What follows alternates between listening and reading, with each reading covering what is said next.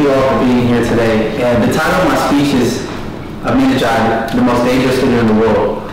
The specific goal of this speech is to persuade everyone here in the audience that Ahmadinejad is the most dangerous leader and perhaps also the most dangerous threat that exists in the entire world today. And that something must really be done to remove him from power to avoid a lot of the things that he's threatening to do. So what I want to do in my introduction is give you an introduction to who he is as a person. President Mahmoud Ahmadinejad was born in October of 1956, and he was born in a small village in north-central Iran. He entered university in 1975 and he graduated in 1979. After the Islamic Revolution that took place in Iran in 1979, he took power. In 2003, he was elected mayor of Tehran. In 2005, President Ahmadinejad ran for president of Iran and he won by a landslide. It wasn't even close. The problem with this is his entire campaign and presidency has been marked with controversy. He openly speaks out against relations with the United States. He wants nothing to do with this country. He is known for his anti-Semitic and anti-Israel remarks, threatening to wipe them off the map. He strongly supports nuclear weapons, and he's a controversial figure both in Iran and internationally. This is my thesis. Although many people in the world may not take him seriously and they may not consider him a serious threat, I believe that if he goes unchecked, he could be the most dangerous person on the earth. The world should have learned their lesson from a man like Adolf Hitler. They dismissed it, and the next thing that happened was the Holocaust. Now, one of the main problems with how he runs things, and one of the things that is so bad about this man is, number one, is human rights violations. He implements harsh penalties for crimes, such as cutting people's hands and feet off and sometimes even decapitating them. He authorizes capital punishment for many of the crimes in Iran, including children. Even he has children executed. Also, he also has people punished for victimless crimes, such as adultery and fornication, basically meaning that he forces his religious beliefs on the entire population. When they violate it, kill him. They kill the prisoners. He executes thousands of political prisoners who oppose him or disagree with his rule or reign. He places strict restrictions on freedom of religion, and he definitely is against gender equality.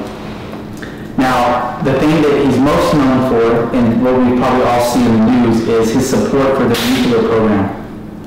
President Ahmadinejad has pushed Iran's nuclear program since he became president. He claims it is for peaceful purposes such as nuclear energy, but he has at times numerous times refused UN Security Council of going in and inspecting what they're doing. Meanwhile, Ahmadinejad has made it very difficult for peace talks with the United Nations and the world and cooperating by saying that Iran does not care about resolutions. They don't care about what the world has to say. They want to do their own thing. He has threatened to attack U.S. bases if Israel launches a preemptive strike on them. And Iran's nuclear program has the potential to make the Middle East the most unstable place in the entire world. Most nations do not trust the intentions of this president with his nuclear program. He has also made it very clear that he is anti-Semitic. The Iranian president says that Israel, he views this place as a pesticide that should be removed from the earth. He has threatened many times to remove Israel off the map. These are claims that he's made publicly. He described Israel as a fake regime that must be wiped off the map. The most surprising thing about this president, though, is the fact that he denies that the Holocaust ever took place. He says that the extermination of 6 million Jews during World War II is nothing more than a myth. This president is anti-American. The president has never desired relations with America and has openly spoke out of hate against America, many times calling America the Great Satan. Ahmadinejad has caused much headache for America and threatens the safety of our troops in the Middle East because of black intentions with Iran. He continuously makes it difficult for the United States to promote peace in this region, and therefore it makes it unstable for everyone. And lastly, President Ahmadinejad is a known sponsor and vocal sponsor of terrorism. Under President Ahmadinejad's regime, Iran supplies weapons and money money to Hamas, who rains down rockets daily on the people of Israel. Iran has also supplied organizations such as Hezbollah and other terrorist organizations in Iraq, Iran, and other places throughout the Middle East. In October 2012, a former United States government official said that American authorities believe that Iranian hackers who were supported by the Iranian government were responsible for a cyber attack launched against the United States. My conclusion is this: President Ahmadinejad threatens the safety of Israel, and he threatens the stability of the entire Middle East region. The conflict between Israel and Iran has the potential to drive the entire world into a world war. President Ahmadinejad continues to use his position in the world to promote hatred and not peace. He oppresses his people by implementing harsh punishments and threatening their freedoms. He and Iran continue to support terrorism. He is the most dangerous leader in the world and at the moment has the potential to cause havoc. This man must be stopped and he must be removed from power.